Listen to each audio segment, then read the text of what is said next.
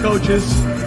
Then after you have great coaches, you get great players. You have a great organization, and you tell them one thing: just win, baby.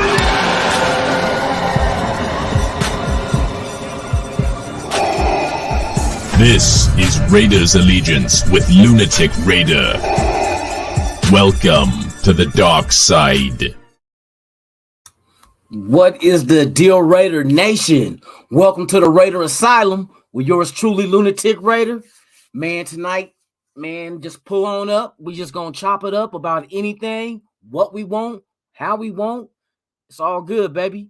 So, yeah, tell a friend to go ahead and pull up on the Raiders Allegiance, live from the Raiders Asylum, where the crazy nut fanatical Raider Nation gathers and act a fool. You feel me?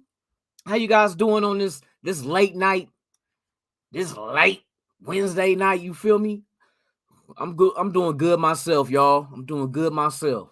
Go ahead and pull up, hit the chat up, and man, let's just chop it up tonight. Let's chop it up tonight. Matter of fact, let's go ahead and let's see who we got out here today, man. We're gonna go ahead and send this out to my people. To my people, you feel me? To all my people everywhere. You feel me? If you feel like pulling up, talking, let's do this shit. Let's do this shit. The Raider Asylum, where the fanaticals hang. You feel me? Silver and black. The hell? What the fuck is going on with my phone? I keep hearing ding, ding. Yeah. We live and direct, everybody. Whoever can join, come on and join. Let's chop up on this Raider shit. But before you do, if you've never been present to this page, please do me a solid. Do me one solid, everybody.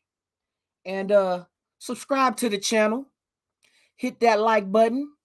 And knock the hell out of that notification bell so you can be notified of all the content I release, even breaking news. Yes, indeed, you guys. It's nice to get in here and talk our people, talk our team. What I want to know from anybody out there listening, matter of fact, let me just hold on and see if we can get people to pull up. I'm about to post this thing real quick.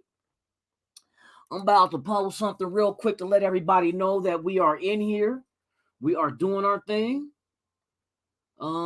Let's see. Let me take it to here and make this little flyer for people, man, so we can go ahead and let's do this. Let's do this. There we go. Bam. Next. We are live and direct from the asylum. Yes. Live and direct from the asylum.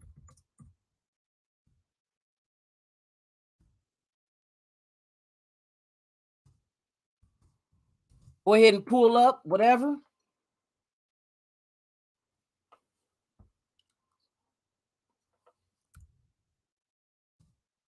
Let's talk Raiders, baby. You already know there's only one team. It's our team. You feel me? You feel me, man? Yes, dude. Yes, dude. Yes, dude. Let's get this in here.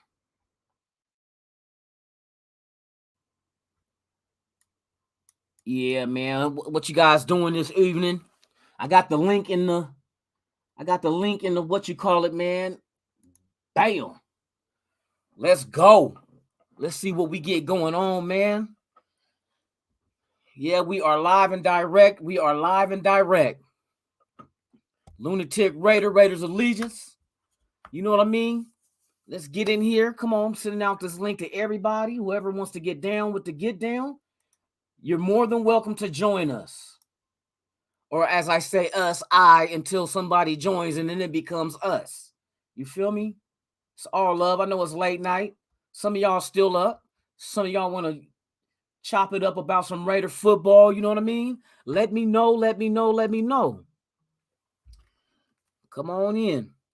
Come on in. Don't be scared. Like they said, do not be scared. We are live and direct. Where my Raiders at? Where my Raider family at, man? Pull up. Don't be scared. We in here doing this thing live, man. It's just us, the ghost, and the goblins. And it ain't even Halloween. But you know how we get down. Hell, we live and direct from the asylum, so you know it gets a little crazy at night. That's all right. That is quite all right. Pull on up, baby. Pull on up. Let's see. Let's go ahead and what the fuck is making all that damn fucking noise? Oh, I'm tripping. My laptop. Man, turn your ass off, fool. I'm up here hearing a bing, bing. I'm like, what the fuck? Nigga, I ain't got no doorbell. What the motherfucker did I just turn you on? All right, anyway. What it do, everybody? Welcome on this Wednesday night, man. I already know that right now, I'd like to appreciate everyone who has become subscribers to the channel. Thank you very much. Man, we're growing. We're growing. Pause. But we growing for real, man. I'm trying to do this, man. I appreciate you guys who became subscribers to the channel. Like I said, man, I really appreciate it. Because without y'all, I have nothing but the Raiders. But we all have the Raiders. You know what I mean? Let me go ahead and dive into this damn thing and see if anybody I can put out the link. My channel. Yeah, man. Did I even? Yep. Live from the Raider Asylum. Here we are. How's everybody doing this evening? Let's turn that down because we don't want to go ahead and have that thing echo. You feel me? But it's good. Let's go ahead and share this thing out with some of our folks, man. Where everybody at, man? Go ahead and pull on up. We have nobody in the chat. We are live. I know it's few, far in between for what I got. Right now, this channel currently has approximately how many follows we got? How many subscribers? Right now, I'm sitting at 162. We're growing. We're growing because just about a week ago, about a week, almost a week ago, I was only at like about 60. So I'm over 100 so far, man, in this last week. But I appreciate everybody who pulled up. Man, matter of fact, let's go ahead and send this out to my people. And where's the link at? I put the link in the chat. The link is in the chat. So if you guys want to pull up live and chop it up on this Raider shit, man, let's do it. Let's do it. We got 2 people watching. Go ahead, hit up the chat, y'all. Don't be scared. If y'all want to join in, the link is in the chat. Go ahead and hit it. You know what I mean? What you guys got on your mind? What you feeling like? You know? What you feel the Raiders should do? Who has knowledge of the candidates that there are for our tight end coaching position? I haven't heard a word. I haven't heard, and I'm pretty sure that's like the last position to fill for the Raiders. And they need to go ahead and, well, they don't really have to hurry up and do it. You know what I mean? But it would be nice because we got free agency coming up in a few weeks. And you never know what we're going to sign. Who's going to come to us? Who's willing to get that contract, and who do we extend an offer to? There's a lot of rumblings going on. It's positive with Stephon Gilmore. That's a name that's out there ringing. I'm even hearing something with J.C. Jackson saying that they haven't even discussed contracts, and he feels that maybe the Patriots just don't need him anymore. He can walk off into the sunset. You got Jabril Peppers that's going to be a free agent. We have free agents of our own from the defensive tackle side that we can bring a couple of them back, but there's also people in free agency that we can go and try to get them to come our way as well. What do you guys think? Oh, excuse me. What do you guys think? Who out there do you feel should be somebody we target in free agency? You know? Who should we target? I'm going to go ahead and I could put this, matter of fact, let's do this like this. We'll go ahead and Let's invite some people. Email messenger. Do I got my messenger on? Let's see. Let's see. Nah, we good on that one, bruh. Let me go ahead and just throw this out there. Yeah, man, it's live. I'm gonna be live for a minute tonight. Not even a single minute, but a few. Depends on the turnout. Right now, it's just me up in here. But hey, we in the asylum. You don't get roommates in a padded room. All you get is a white jacket that makes you hug yourself. You feel me? But yeah, man, I think the Raiders is going to be. I can foresee it being a decent season. I don't see why it would even like regress into something less than what we did this year. 10 wins is minimum. As far as the next coming season coming, I don't see us losing more games than we did this past season. I feel like it should keep continuing to grow. And hell, if we have no outside interference, no interruptions like we did this season with Gruden having to step down because of the shit he said years ago, and then you got two dumbass players. One wants to get intoxicated, then get behind a wheel and speed and take the life of someone. No. Then you have another dumbass player on IG with water guns telling fools to run up and pull up so they can get wet up. And I'm like, dude, you're a professional football player. It's too late to try to get street cred. You know what I mean? You can't just go back in the streets now. I mean, some of these cats in their hoods, they accept payment for you to become a member of what they're doing. But all in all, nah, man, that's that fake shit. You know what I mean? Capping to the highest degree. Capping. You know what I mean? They capping. There's no need for all that. But yeah, I see, man, free agency. Tell me, you guys, go ahead, pull up in the chat. Let me know who do you feel the Raiders should go get? Also, at the same time, I'm wondering, what is the most pressing need that the Raiders need? So when you're in the draft at this 22nd pick, who do you feel, what position is the most important for us to fill? So when you have and then in that same scenario, not only the most pressing need, but if you have that pressing need along with another pressing need, because we got multiple needs, you guys. We need a number one receiver. We need a defensive tackle, nose tackle if we're going 3-4. We're going to need a safety if they're going to move Abram to the box. We're going to need a corner to go on the opposite side of Trayvon. We're going to need linebackers. We're definitely going to need multiple defensive tackles, whether it's free agency or if it's in the draft. Like I said, receiver. I would take an offensive tackle, right tackle, but not to start. So the first round would not even be an issue. I prefer, since this team is already a playoff team, I prefer us to go get a veteran tackle to play that right tackle spot. The rookie, if you draft a rookie, groom him, and make sure that he's one of those offensive linemen that can play guard, tackle, maybe center, because we know with injuries in this league, especially the linemen, we're going to need somebody that's interchangeable. You know, once a player gets hurt and you don't have a necessary backup, now you start digging around on the practice squad or in free agency or someone that other teams release to go ahead and take that spot over. But to prevent that, we need to start grooming our line. I want, like I said before, I want a monster at right tackle, rookie, but not to start. If you bring, now see, what do you guys feel about bringing Brown back?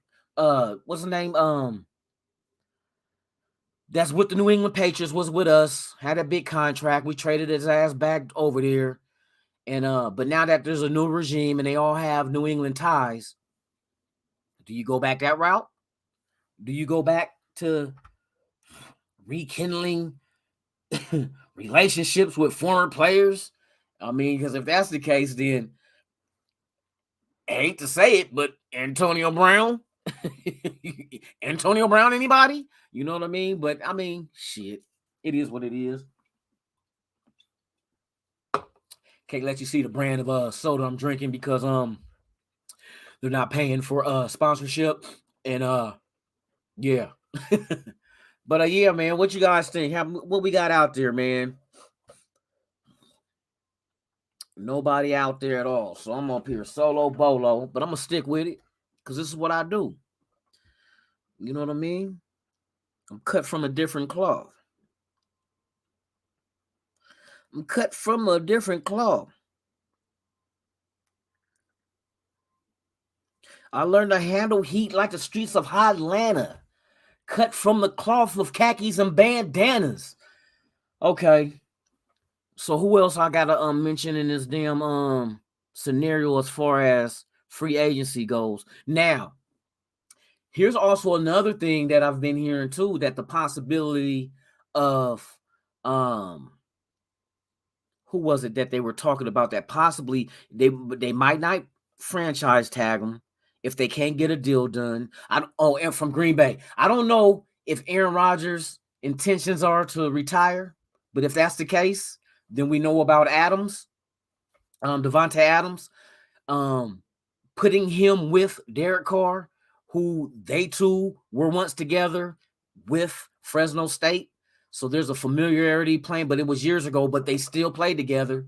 They're both real close. I think Devontae Adams was Derek Carr's best man at his wedding, I think. I like that. I like that thing. But see, the thing is, we don't know the money involved. We don't know the money. They keep throwing that number 30 million out there. Who said? Did Devontae Adams ever get in the interview and say, yeah, I'm looking for 30 million a year plus? That shit don't make no sense to me. I don't think that's a prereq or a priority for him. I know he wants to get paid, but asking for that kind of money, wouldn't you think that limits you to what teams you go to? Are you the kind of player that just want to go anywhere as long as they pay you? Or do you want to go somewhere with the potential of being able to move along in the postseason and get a Super Bowl? I mean, the end result is to win a Super Bowl.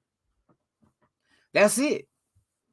So, I mean, it's a lot of things that we got to factor into this free agency thing. But it's going to be exciting because it's coming. Because next week is the first. And free agency is March 18th, right around the corner. And we're going to really see what's going on. I'll keep you guys posted with live breaking news updates as we go along in the shit that you hear as far as what players, because I think you can't sign them right off on March 18th, but you could discuss numbers. You can have, there's a legal, matter of fact, let's find out what the legal tampering timeline is for the NFL this year. Legal tampering date, NFL. Let's see. NFL legal tampering during free agency time frame. Now let's see what we have here. The legal tampering period begins at 12 p.m. Eastern on Monday, March 15th. So legal tampering starts Monday, midnight Eastern on at March 15th, the day, or is it 3 days before? So really we'll start getting word in on that Monday of the contracts that's been offered or discussed. We know is what's going to happen. They're going to end up getting signed, but now the agents can talk to the players and agents and start talking, not the players, but the agents and figure out the teams and the agents, how I say, and figure out the kind of money or what kind of contract the player is looking for and are they willing to offer that. So Monday, March 15th is going down early in the morning. So you figure at 12 p.m. My bad. 12 p.m. Eastern, March 15th, legal tampering begins in the NFL. So that means 9 a.m. Pacific time is when it's going to jump off. We're going to start hearing a whole bunch of news. Adam Schefter, Ian Rappaport, all of them is going to discuss, the Raiders have 5 years, something year deal with such and such with X amount of dollars and X amount of guaranteed money is going down March 15th. So even though free agency begins March 18th, which means you can actually sign them then, you'll have deals already discussed and in the news Monday morning or Monday afternoon. Monday morning on the West Coast, but Monday afternoon on the East Coast. You'll start hearing everything start leaking out. And there's going to be a lot of movement, I believe. There's going to be a lot of movement. And we got to look at the major players in free agency. What teams have the most money to spend in the NFL free agency? Plain and simple. You know what I mean? It's a game of money.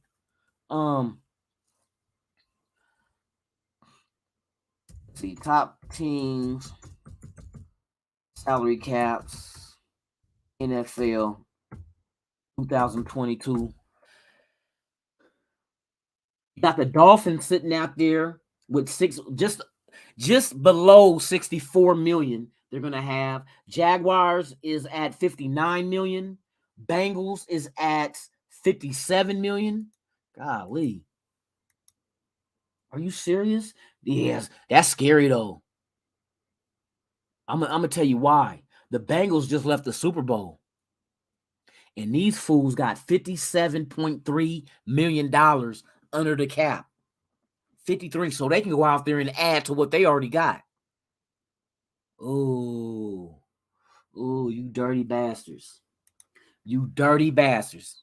The Chargers is next with 56 million. Them damn Bengals. All right, let's see who else out here. Damn, they took me off that page and put me on this one. But the thing is, hold on, I want to see these numbers in the ranking. So we went to Chargers. Chargers is 4. The Jets at number 5 are sitting at 48 million. The Broncos at number 6 with 38 million under the cap. The Colts at 7 with 37 million. Seahawks at 8 with 36 million. The Washington Commanders at 9 with 31. Steelers at 10 with 31. Bears at 11 with 28. Browns at 25. Lions at 22. Eagles at 21. Now our Raiders, here it comes. Our Raiders have 20.5 million under the cap right now as we speak. Doesn't mean they can't move and make more at all. Let me make sure this got to be the right season. Here go the cap right here. Yep, 2022 league year begins on March 16th. So March 15th, like I said, is legal tampering period has opened. And so the Raiders have 20.5 million. But with the release of some players, maybe you structure somebody. I don't know. There's really not anyone on the team but Derek Carr making big money like that. You feel me? So, man. Let me check and see what's going on. So, yeah, man, it's there's some money out there, but I think, but see, you got to figure though. Some people that we looked to before we got this coach situation under control, we automatically assume because of how they played last year that these players were going to get cut. But there could be a whole different outcome depending on how well the new defensive coordinator and the players that remain on the team on defense that are eating cap. Like, I don't think you can get rid of Littleton, let's see, and not take a hit. But Littleton could prosper in a Patrick Graham defense. You know what I mean? Patrick Graham might know exactly how to use Littleton correctly. You know what I mean? Kwiatkowski, that's another one that you might have to look into. Man, there's things out there that we got to go over before we just they're making X amount of dollars. They didn't do shit last year. Let's cut them. Nah, before you cut them, you got to see what do you have in a new system. So I feel those guys will stick around. So they're not going to be a factor for having free money in the free agency. You know what I mean? Because especially if you have some kind of idea that they could be productive in your system, you're gonna have to wait and see in camp. Camp will tell, but shit, by the time camp come, hell, ain't no free agency and ain't no damn but there'll still be some free agents because when camp come, you still get a wave of releases. You still got those. I think each team can only do a June 1st post June 1st release, which that cap hit, instead of taking it this year, it gets rolled over into next year on that salary cap, on your salary of that team. So you got 2 June 1st, post June 1st cuts that you can make, but it won't affect you till next year. So you can do that now to free up money this year. But who do you cut? And the new staff got to figure out what they have and can they work with them? Will it work good in a system? You can't just up and cut them because what they did last year in the Gus Bradley, because under Patrick Graham, shit, it might be night and day. For real. Night and day it could be. Motherfucker up here talking like Yoda. It could be night and day. Night and day it could be. fucking Yoda. Anyway, yeah, that's the gist of it for right now. 20.5 million. 20.5 million. Let me see something else, man. I need to see exactly. Corey Littleton's contract. And let's see what this dude got. Corey Littleton contract. He had a 3-year, $35 million contract with an average salary of $11.7 million a year. He will not become an unrestricted free agent until next year. So, and I know they said he's average. I don't like averages because averages and percentages don't mean shit unless you know the numbers behind it. You know what I mean? So that's one thing you guys need to learn about math. Percentages and averages don't mean shit without the numbers behind them. Let me give you an example. What's more impressive? I'm in the NBA. I'm shooting free throws for the whole game. I shoot 100% from the free throw line. Sounds impressive, right? But what if I only shot one free throw on an and one and made it? Compared to the dude that got fouled 10 times and he made all his shots. All 20 of his shots go in. That's what I mean. Percentages and averages, bullshit ass numbers until you know the numbers behind it that's backing it. So that's where you find the impressiveness at, not in the average or the percentage. So anyway, he is averaging 11.7 million a year. But what is he actually making per year? That's what we're going to find out right now. I'm going here on this damn website and see what old Corey Littleton making on salary. All right, so Mr. Corey Littleton. So that now what? Right now we're in that salary bonus. That's 2020-21. Okay, yeah, because he got a stretched out contract, but his contract in the 2023, 24, and 25 are all voided. Yeah, so I think they restructured him twice. So like I said, he's averaging 11.7 million a year, but actually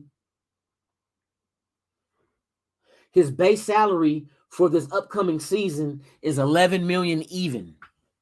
Last year he made 11. Last year he made 1.2. Yeah, man, the way they did his man's fucking salary. So yeah, he's getting that money this year. They restructured this shit. I see it. He got per game bonuses. This year he'll have 500,000 per game bonuses. He'll have workout bonus of 250,000. They took away, but it's not guaranteed though.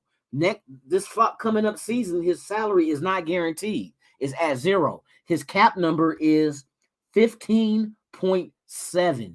Are you fucking kidding me? Hold on. Yeah, you can't let this dude go, man. Because if you let this dude go, yeah, if you cut Corey Littleton this year, are you fucking serious? So look, his cap number this year is 15.7 million. If you the dead cap money, if you release them, is 14 million. Which means you're only going to save 1.7 million cutting him. That's not Littleton ain't going nowhere unless he gets traded, but he ain't going nowhere.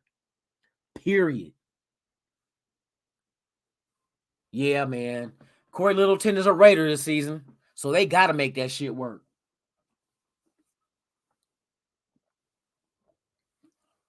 Don't want you to see the label. Yeah. But yeah, man, you can't let Corey Littleton go. You'll be fucked. Yeah, man. So yeah, Corey Littleton, Patrick Graham got to figure out what to do with him. He got to. The other player on here that we have to let's check out Kwiatkowski. Kwiatkowski. Where are you? Let's see.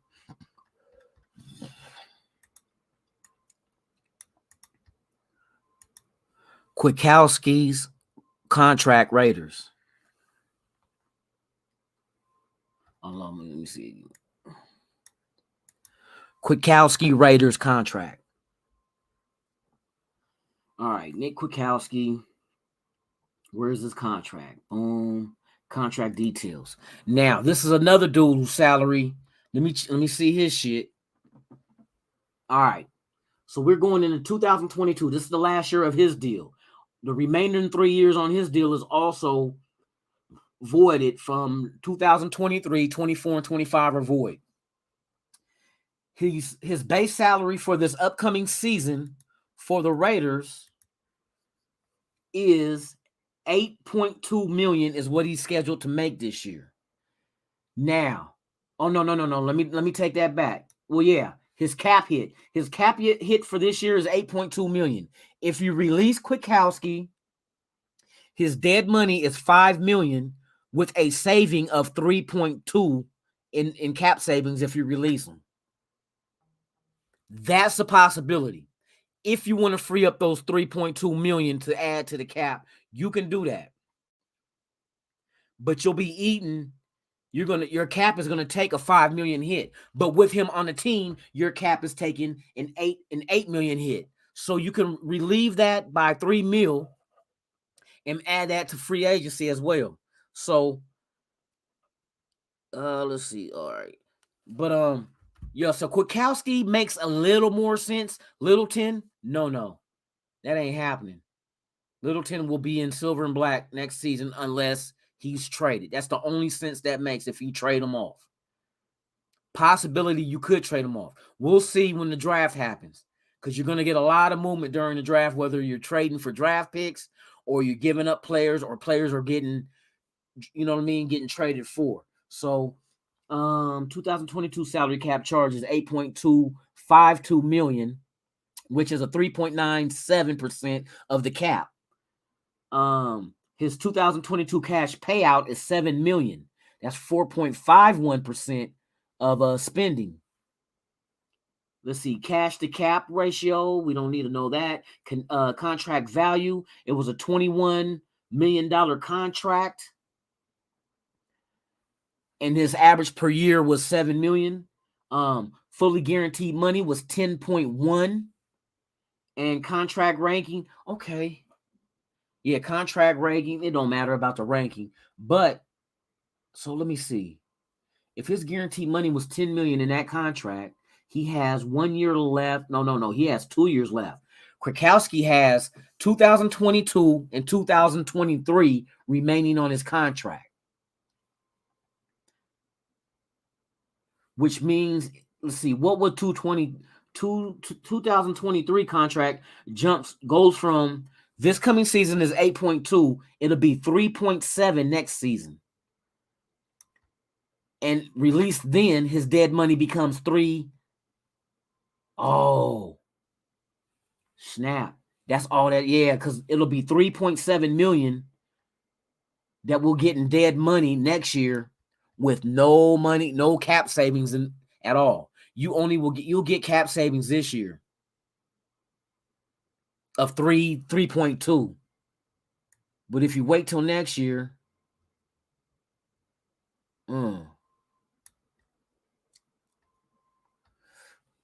that's pre-June 1st. Okay, let's see post. Okay, if we trade him pre-June 1st, let's see if we traded Kwiatkowski in this upcoming draft. Nothing ain't really gonna let's see. Dead cap money is all gonna be the same shit, except for it's gonna pretty much be the same. There's no way out. Now what we do if now post June, let's see, cut. Pre-June 1st, let's see, post June 1st. Okay. Here's the key. With Kwiatkowski, if you were to release, let's see, is this the 2022 season? 22 this season, if you cut Kwiatkowski as a post-June 1st cut, the cap hit is only $1.252 million, which will give you a cap savings of $7 million. So you can add $7 million to the cap if you designate Kwiatkowski to be a post-June 1st release. Like I said, remember, you get two of them. You know what? Let's go back and look at Corey Littleton.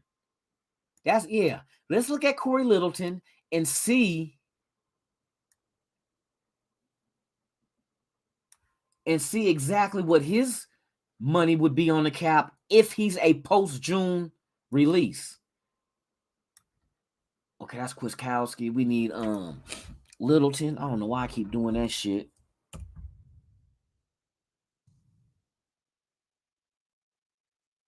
Let's see, Littleton contract. Now let's see what happens with Littleton if we here we go here, contract details. I need to save this. I like this little and everybody talk about this too though. Let me Corey Littleton. Now Corey Littleton, let's see his number post June 1st. So post June 1st for Littleton. Oh my God. You know what? If the Raiders decide to make Littleton and Kwiatkowski post June 1st releases, that will give the team close to 19. No, it'll give them 18.75 million in cap space. 18.5 million in cap space if Kwiatkowski and Littleton are post June 1st release. And then that will give us dead money of about 5 million. We only have 5 million in dead money this season, adding 18.75 million to the cap space. We're at 20 right now. So if you get rid of them two post June 1st, that gives you 38.75 million under the cap. We'll be at 38. Ooh. Now maybe that's the route you go. It's a lot of stuff to think about, you guys. It's a lot of stuff to think about. To go ahead and almost 20 million. That's a lot of money, man, to add to the 20 million. Well, actually, let me correct that. Because I know for a fact we have 20.5 million under the cap as we speak. If we add 2 June 1st cuts in Kwiatkowski and Littleton will be 7 or 11.75. Kwiatkowski is 7 million even. So that's 18.75 with added to our 20. That's 39. Well, 39.25. 39.25 million is what the Raiders will be under the salary cap with a post June 1st release of Littleton and Kwiatkowski. You're almost 40 million. That's a lot of money to play with in free agency. And there's still other tweaks that you can make. I expect the front office of the Raiders to sit down and crunch these numbers and make some hard decisions. I can't be mad if Kwiatkowski and Littleton get released post June 1st. I'm fine with that. To get almost 20 million back, you know the quality of players in this free agency that you can get with just 20 million? You don't have to go after Adams and give him 30 mil. You can go get a serviceable receiver, and we've been hearing rumored Cooks. You can trade for him You got Stephon Gilmore that you can go out there and deal with and try to sign him as a free agent. Jabril Peppers. You can go get your free agent. Like I say, Jacoby Brissett, quarterback. I think that's a hell of an idea for backup for Derek Carr. Jacoby Brissett. If not him, Tyrod Taylor. Those are my two choices at quarterback because both of them dudes is mobile enough where you could still bring them in on packages if you want to do shit like you did with Mariota. But this is not the same coaching staff that was here last year with Mariota. That's done. So what you can go ahead and do is go ahead and get a mobile quarterback such as them. But those are also two quarterbacks that I'm fine with if they have to come in for a game in case Carr sprains an ankle or hopefully, God forbid, anything more serious than that. But if something like that occurs, you have faith in a Brissett or a Tyrod Taylor to come in and just be able to hold the fort down until Carr get back. Because I'm expecting the Raiders to go out here and really fill these holes that Carr needs filled, not just for Carr, the team. The team needs to improve the defense. If they're changing to a 3-4, you need a true nose tackle. There are some in this draft. You know what I mean? We need to get another corner, especially if Hayward leaves and goes to Indianapolis to follow behind Gus Bradley. If you move Abram from safety to linebacker, you're going to need another safety. So either you go on the free agency and get Jabril Peppers, or you go get somebody like Smoke Monday. I like Smoke Monday. Smoke Monday, watching his film, he's a hell of a playmaker. He has a good nose for the ball. You know, damn good nose for the ball. So I like Smoke Monday. Put him with Morik? Are you serious? And do you guys even know about Smoke Monday? No, I'm not talking about smoking on Mondays. I'm talking about Smoke Monday. I ain't talking about, it's Monday. No. We talking about Smoke Monday, the motherfucking safety. Nigga that's in this motherfucking draft. Because we going to change his name to Smoke Sundays because somebody getting smoked on Sunday. Okay, Smoke Monday. Let me give y'all a heads up on Mr. Smoke Monday. Let's check him out in case you guys don't really know about Mr. Monday. Monday is a safety. He's from Auburn. But watching his tape, I'm very impressed. He's 6'3", 199. 6'3", 199. That will give us a nice, long, lanky safety duo with him and Morig. You know what I mean? I like this dude. This season, he wasn't really a lot. He had 44 solo tackles, no forced fumbles, 1 interception, and 5 pass deflected, whatever. Previous in his career, I want to see these interceptions, man. But I know watching his tape, he looked nice, man. But we need somebody when you get ready to throw these 6'5" tight ends out there deep on us, and you know we got to go up against the Kelseys. You know what I mean, from Kansas City. We need someone that can defend these dudes. And Smoke Monday, I like Smoke Monday. Sunday, or I say Sunday. Smoke Monday is a dude I got my eye on in the draft. Do we get him? I don't know.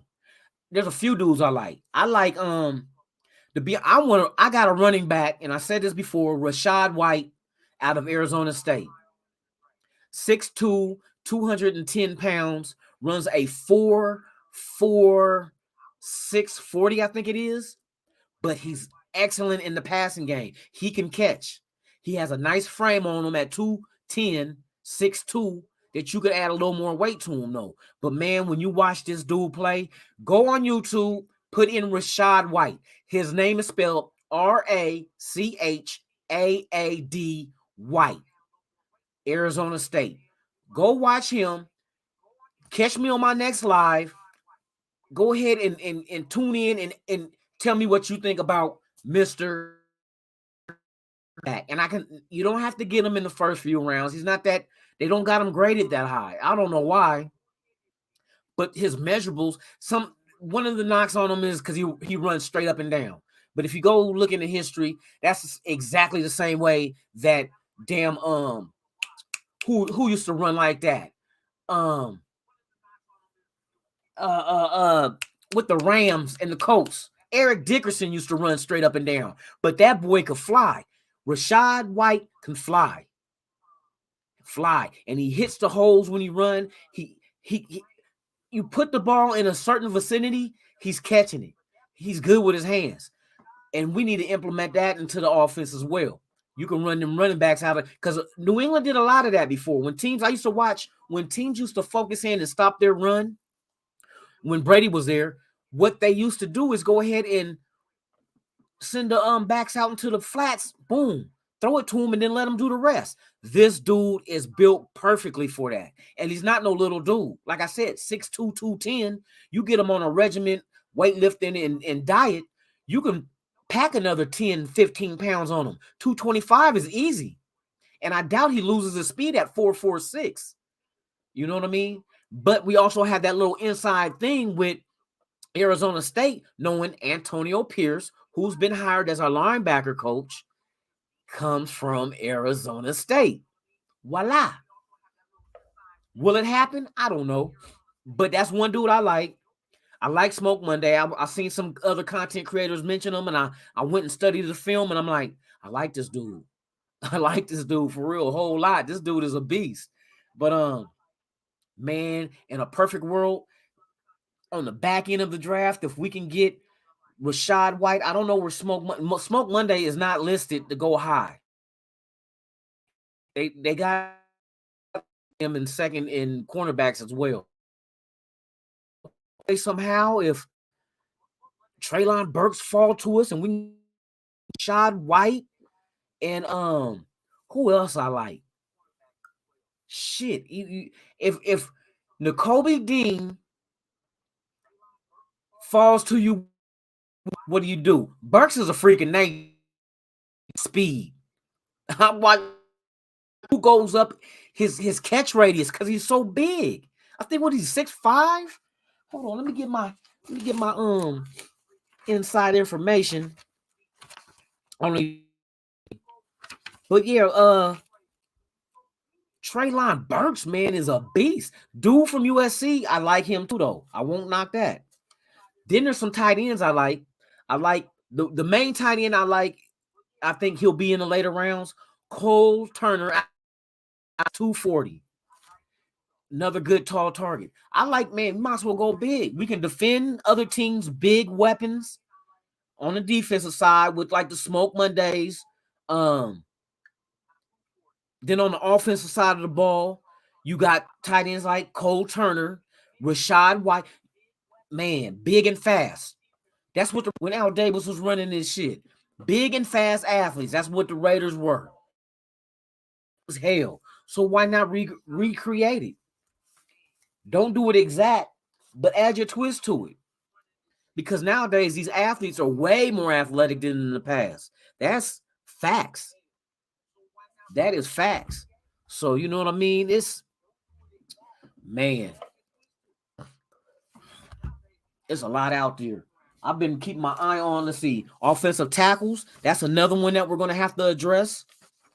I got some tackles down that, see, a lot of people want to take, like, they take a left tackle and want to try to convert them to right tackle or try to move Colton Miller. Leave Colton Miller alone.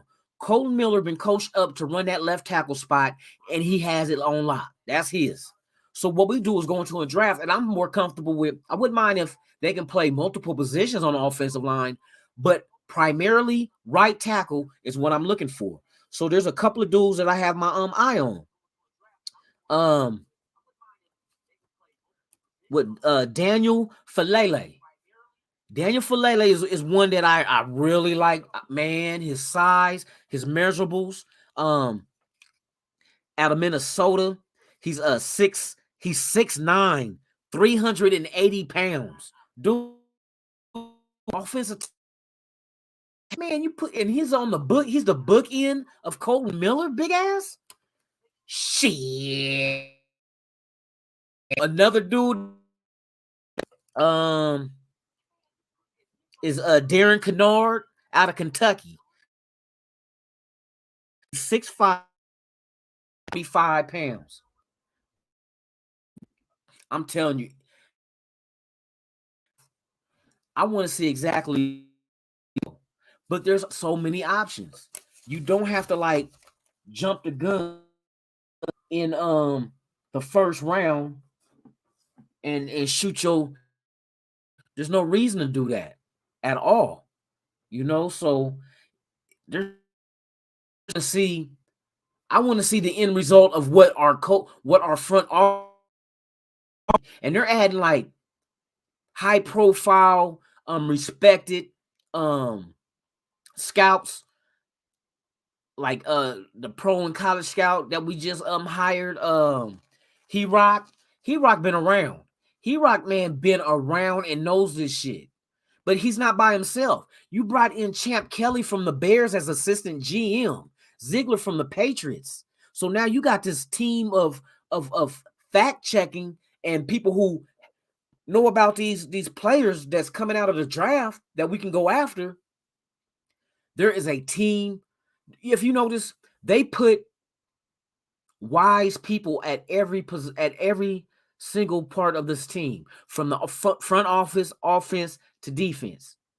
Very wise people with a lot of experience, you know. So you figure as a personal advisor, you got He-Rock coming over and helping out Ziegler. Ziegler comes from New England, Champ Kelly from the Bears. So that's your main wealth of knowledge right there. Then you look at the offense, you got Josh McDaniels for like 20 years, been with the Patriots, you know what I mean?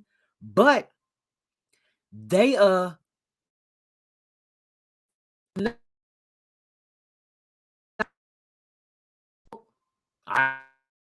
that failed too. We'll talk about that later, but he went into Denver, he failed, he learned, he came back, got under Bill Belichick because Bill Belichick had him come back, but when he lost his, the whole plan was for Belichick to groom McDaniels to replace him and run the organization like he did. All the tricks, teaching them about front office, teaching them everything. But rather than stick around and wait for that to happen, Josh McDaniels felt he was ready the second time around and came to us. With all that grooming that Bill Belichick groomed him with, he's bringing it to us. So now he's going to use it to build this team. He brought his guys in, you know what I mean? Offensive line coach, OC. Now, the most impressive thing to me is him bringing in the right coaches. The defensive side of the ball, I love the Patrick Graham signing. But you know what's more impressive to me, though? Is bringing in Ryan. You know what I mean? Rob Ryan coming in as a senior dude on the defensive side. There's knowledge to pick with him. He's been in football. His family is known for defense. His daddy was Buddy Ryan. The 85 Chicago Bears, one of the best defenses ever to do it. And they had the pieces to do it. But it was so dominating. What they did to the New England Patriots in the 85 Super Bowl.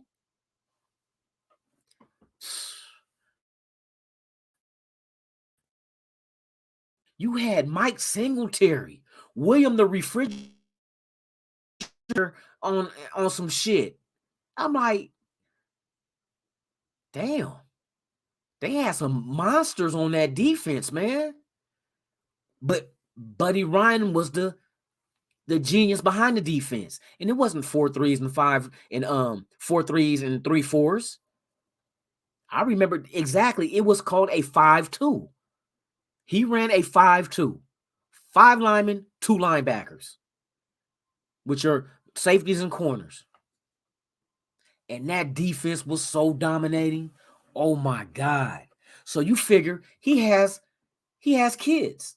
He has 2 twin boys, Rob and Rex Ryan.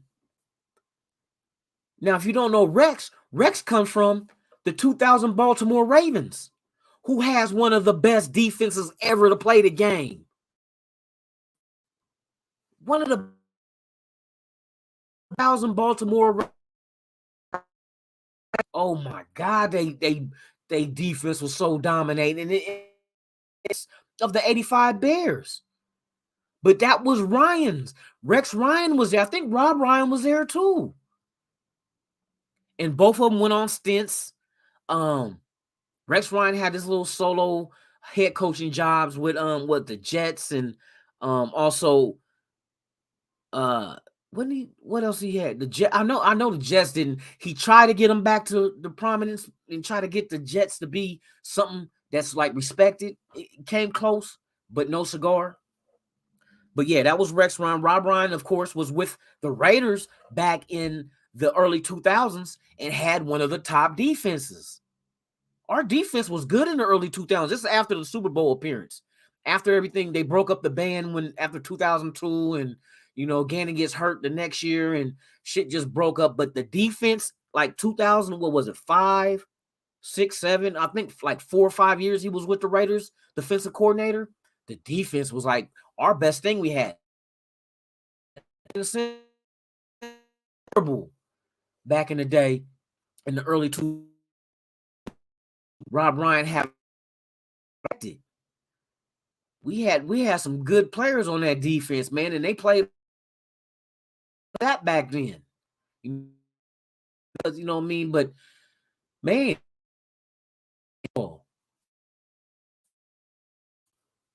you know what I mean? What the fallout he had, and I think he approached Al Davis and asked him for his, because the Raiders were one broadcasting studio to do like all their shows, and Mr. Warren Sapp wanted his own show, but Al Davis turned him down. He said, no TV for you. and that kind of pissed him off, Warren Sapp off.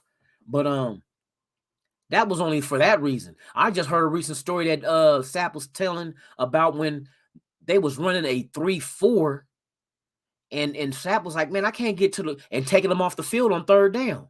He's like, I can't get to the quarterback, and I'm not on the field. And so he was complaining about it. And the other players on the team, on the defense, was like, well, man, go tell Al. He said, what you mean tell Al? Usually you go tell the head coach, hey, or the defensive coordinator, look, just let me get at the quarterback, keep me on the field. So he tells a story that he went and told Al Davis, and then he asked Al Davis, what did you bring me here for? And then he said, Al Davis, like, excuse me? He said, what did you bring me here for? He said, you brought me here to get the quarterback. I can't get to the quarterback if I ain't on the field on third down. So Al Davis said, don't worry about it, I'll fix it. They said the next day they go into that meeting with Rob Ryan and him, and Rob Ryan was pissed, like, we're not going to be running this defense, going to a 4-3. So one of my players went and told Al, and like Warren Sapp said, I forgot what player he said. He in the front was like, was that you, big dog? And Warren Sapp said, yep. He said that next game, Warren Sapp had 3 sacks. So I'm like, man, our defense, though, man, we need to get back to what we was. I'm glad they brought in the people that they did. I like the moves they made in the front office, but now it's all the talk is out the window. Those are nice moves, but now it's for us fans to see exactly what does that mean. What does that mean, putting the good players in the positions that they are? Show me in free agency in the draft what that means. Does it mean better success, or does it mean we're taking 2 steps backwards? I don't think it's going to be going backwards, to be honest with you. I don't think that what has happened is going to make the team go backwards at all, because we already know this is a playoff team. And the AFC is one of the hardest conferences, especially the AFC West. We had teams that look, Kansas City won the division, automatically playoffs. If the Raiders and Chargers were to tie week 18, both of them would have made the playoffs. We would have had 3 teams from the AFC West in the playoffs. Come on now. That's it. That shows you what kind of, and we play all these teams, every team in our division twice. But yet, I know we didn't do so good with Kansas City, but we had issues. This team had issues.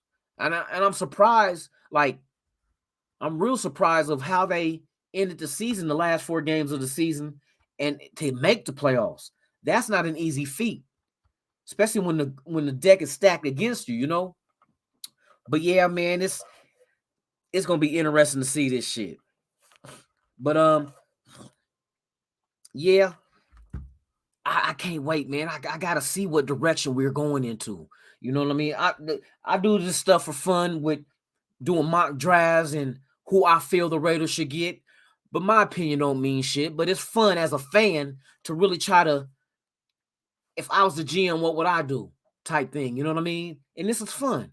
This is fun because sometimes I get them right. Not as far as what the team picked, but what players I assume was going to be good, you know?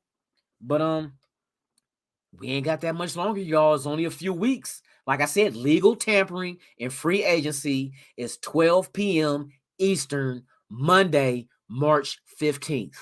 Be ready. Be ready. Just over 2 weeks away, free agency starts.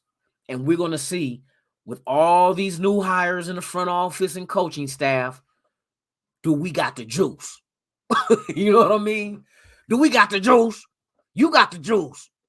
We going to see if we got the juice. Can they talk these free agents into coming to Vegas? Vegas is a wonderful place for them to come to.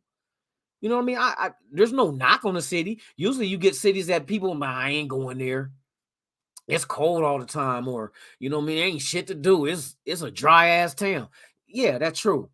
But you ain't gonna get that here in Vegas. There's no snow. It ain't dry. There's always something to do.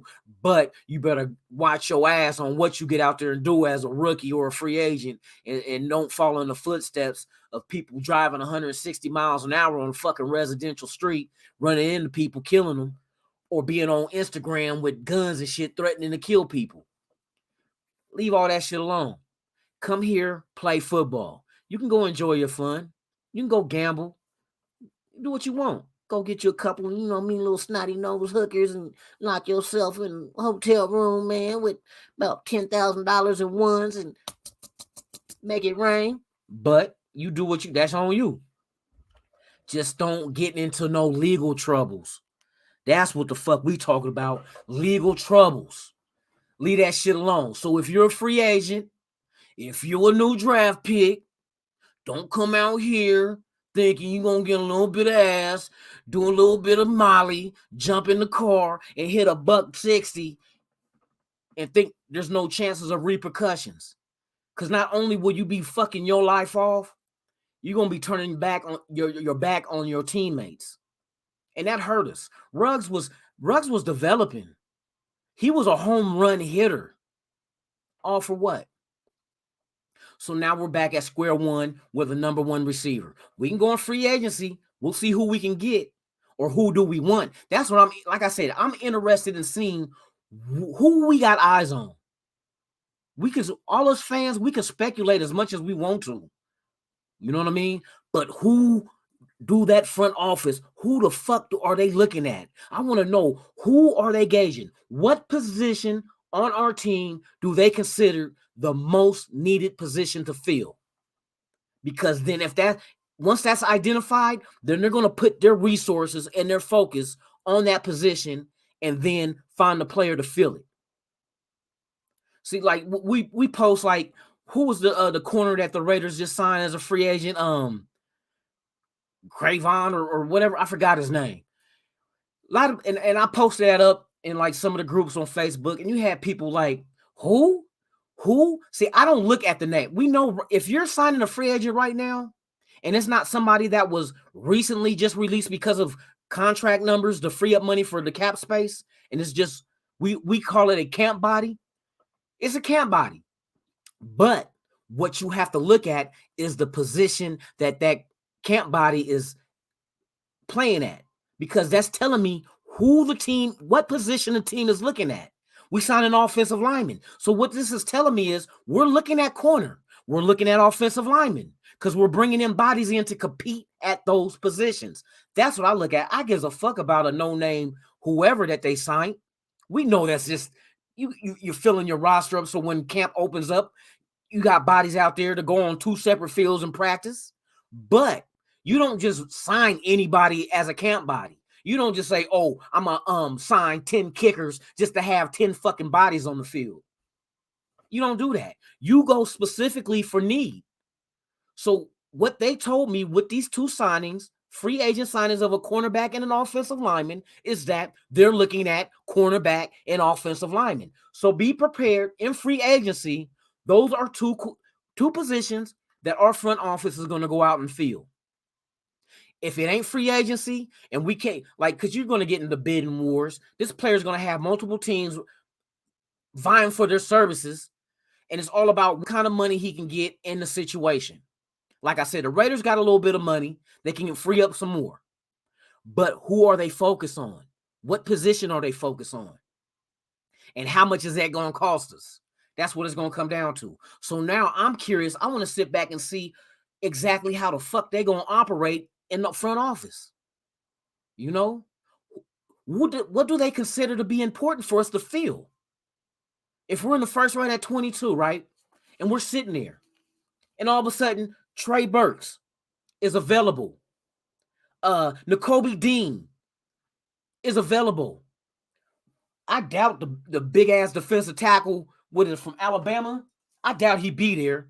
But if something like that falls, different positions, and this is what I'm making a statement of. It's not necessarily the person. We know these dudes are good, but look at these are different positions. You'll have a linebacker, you'll have a receiver. If all of them there are available at the same time at 22, what is the most important need that our team considers to be the most dire position to fill first? That's going to let us know which one of them big names is going to get their name called in the first round at the 22nd pick. That's what we got to pay attention to. Because then once our team lets us know what they considered important, then we know exactly how the draft is going to fall. We know it's going to fall. If we go on a free agency and we can't get no offensive lineman, or we can't get a corner, or we know what's going to happen in the draft. I guarantee you. But I'm not worried about it because the way New England is known to will and deal with trading back and accumulating more picks, that's more ammunition to go out there and grab all this shit that we want or that they feel needs to come in and compete and make this team better. And whatever they choose to do to make this team better, I'm riding with them till the wheels fall off, and I'm pushing the motherfucker the rest of the way. Plain and simple. Man, we gonna watch this shit. We gonna definitely watch this shit. You know what I mean? It's a lot of factors that's going into this draft and free agents. We don't know. We're guessing.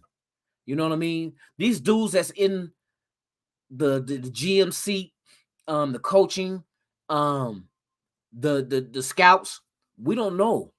We don't know what the game plan is. We do not know. But I tell you what, I'm going to have my motherfucking popcorn ready to see how this shit go down. You know what I mean? Am I going to be impressed or am I going to be pissed off? Because I know a lot of TVs probably get broke on draft night when you get to going in the first round, drafting Leatherwoods. You know what I mean? When you didn't have to. The team felt that it wasn't a reach. But as fans, most of the time we like, wait a minute, why the fuck you taking him and this dude is available? There's options. And we've done this through history. Through history of the Raiders, we always reach for some shit. And I'm seeing what it is. See, the thing is what the Raiders have wrong with them, and you can't really speak on comparing the past to the present because it's different teams, different people running it, different GMs and coaches. But even with Gruden came, he was with us years ago, and that's the first time he got his feet wet as a head coach was with us. So bringing him back, the mentality don't change. And Al Davis had the same mentality. His thing was, people might think it's a reach, but it's usually those reaches that end up being like knocked the fuck out the park. Baseball term. Knock the fuck out the park. You know what I mean? You don't just go get a person that's the best available, that's serviceable, might not be that star dude, but have a good long career and productive. But the Raiders always go for that one that's Bo Jackson. If Bo Jackson was football, period, and it happened. Al Davis showed you. We knew what Bo Jackson was. He had a combine. Not a combine, but at the at Auburn, the story was he was going to track practice. The football coach stopped him and said, "We got some pro people here, timing 40 times. I want you to get out there and run." He ain't even warmed up. And I remember the story goes, he told them, "Well, go ahead and open up that door at the end of the field because I'm going to need that extra room." You know, they think, you know how people be clowning, putting 10 on 20 or 10 on 2, trying to make it more than what it is. Like, oh, you ain't running that fast. Shit. They said, and he said it was not just hand times. He said there was electric. They went electric too during his time. That man ran a 4.1240. And what was Bo Jackson? 230 pounds? But he was a freak. Them is the kind of players that, but see, Bo Jackson was drafted originally by Tampa Bay, and they fucked him. They ruined his eligibility for baseball because they lied to him and told him getting on a plane with them to go out here and talk and shit ain't gonna fuck off his baseball eligibility in college, and it did. So he did not report to Tampa Bay. He went back into the draft the following year. Al Davis took him the last pick or the last round in the 7th round and picked him. And then Bo Jackson was not even going to play. But I guess the agent he had told him, "Al's willing to pay you starting running back money, 1st round pick money, if you sign it, and it's fine for you to play baseball too." He said, "What?" Which to me was the greatest decision, because if Bo Jackson never got injured, I think it was 4 years he played. And if I remember right, he only played like max 10 games in a season because of baseball. But there was one season in that shortage of games he played, he damn near had fucking 1,000 yards rushing. Who does 1,000 yards in almost half a season? So I'm looking at, if anyone, and there was been other running backs like Jamal Lewis who rushed for it. Didn't he have like 2,000 yards almost passing Eric Dickerson's record, but never done it? I think Bo Jackson could have, man. I'm telling you, if none of you guys, age-wise, because you never was around back then, if you've never seen Bo Jackson play and only heard about Tecmo Bowl and shit like that, go to YouTube, put in Bo Jackson football highlights, and be impressed. I've never seen a dude that fucking big, that fucking fast, and that fucking powerful running the rock. I mean, he stiffed armed people so far, man. I'm telling you, it was like they was already in their fucking grave. They were like 6 feet in the dirt, and then put the fastest dude on him and try to catch him he got caught from behind before when he got hurt his hip. But there was times, man, dudes was back here, and I'm willing to bet at Bo Jackson's peak, physical peak, athletic peak, he would have smoked anybody in the NFL today. And you could put, was it Tyreek Evans' name in there and whoever else won that old weak-ass 40-yard competition that they had at the Pro Bowl that, you know, you already know how that one is. People are only impressed with, all we see mostly is 4.3. Every rare blue moon, you get a 4.2. That don't mean shit, because we done drafted what? Stanford. Was Stanford Router at 4.2? Who knows? Hey, you guys can go into the chat, post questions. You can even hit the link I put in there and get on here live with me, man. It's all good. If you got questions, if you got answers, it's all good. But Stanford route, we will always went for the fast dudes. But just because they was fast doesn't mean they could play football. Hayward Bay.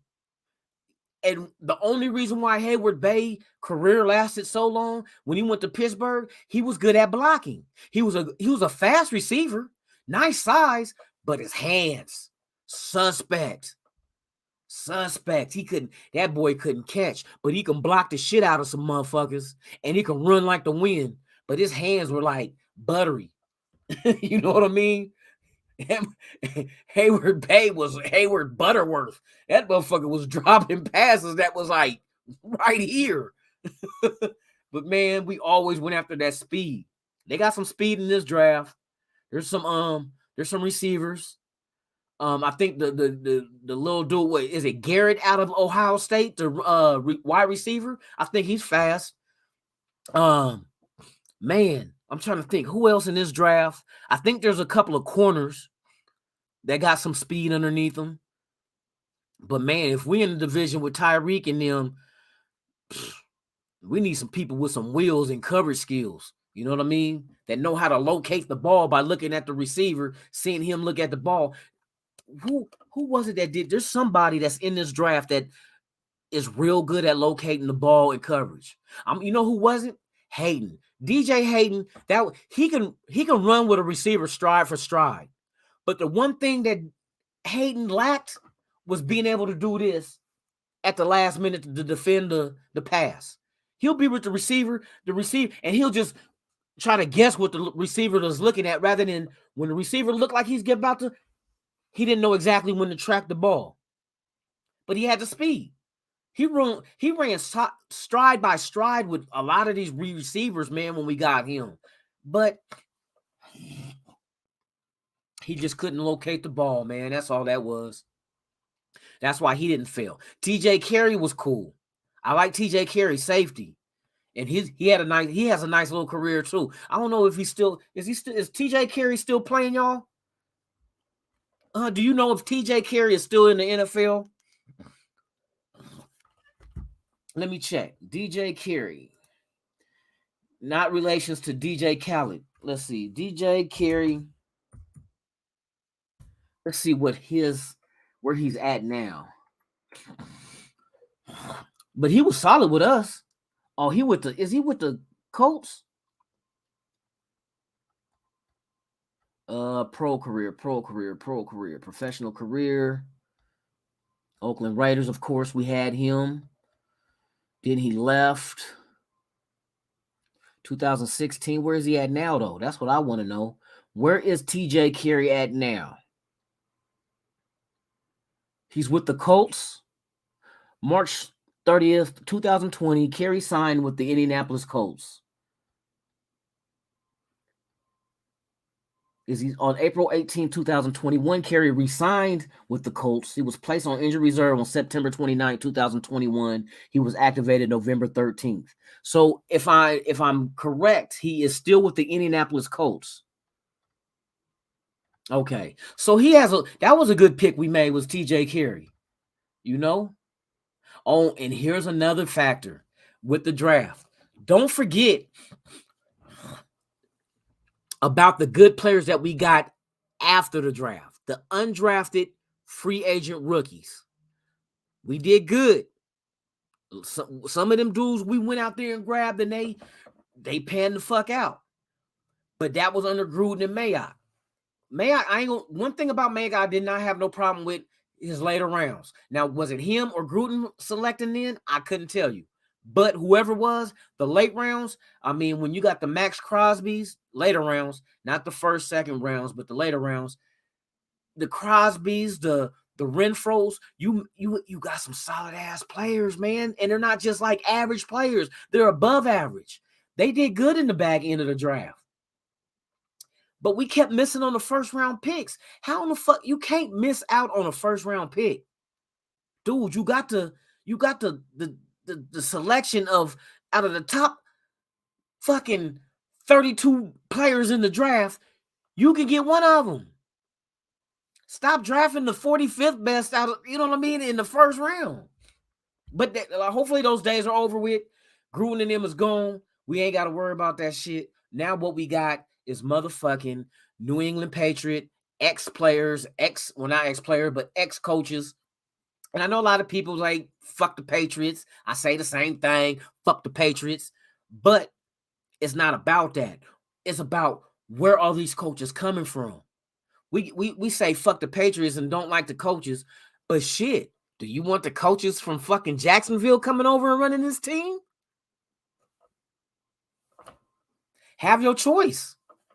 Have your choice. Hate on New England, not because they were winning, just because we have history that we don't like their ass. And like I said, I don't like their ass either. But Josh McDaniels and Ziegler are no longer Patriots. No longer Patriots. They are Raiders.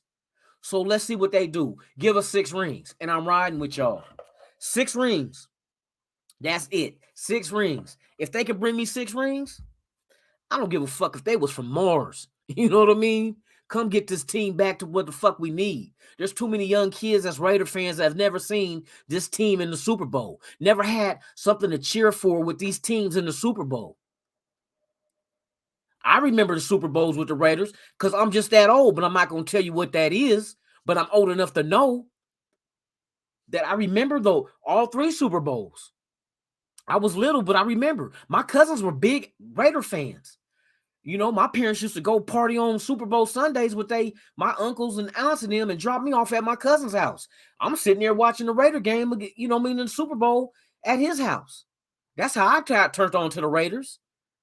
You know, my family were Raider fans. So, I mean, I didn't really take like fandom to the next level till I got a little bit older. When I played football, it was more like the players. Since I played running back and corner in high school. And Pop Warner. So I used to want to go watch dudes that play that position so I can get better at doing that as a young kid. So I love Walter Payton was one of my favorites because I remember having a Sports Illustrated VHS. Yes, I'm giving away my age a little bit. A VHS that Sports Illustrated gave you when you subscribe to their magazine, real magazines, not digital magazines, but the paper ones. And there was a video that they gave out and my uncle gave it to me because he subscribed to Sports Illustrated. He gave me the video cassette, and it was a video cassette of Walter Payton training, running hills. So I started as a kid, started running hills because I wanted to, you know, that. Another running back I looked at was Kurt Warner with the Seattle Seahawks back in the 80s. You know what I mean? Back in the 80s. I went to school in Portland, Oregon. I went to Grant High School. The same school that Ndamukong Suh went to. Terrell Brandon in basketball, if y'all don't know, played for the Oregon Ducks and then went on to Cleveland. Was considered one of the best point guards in the league back then.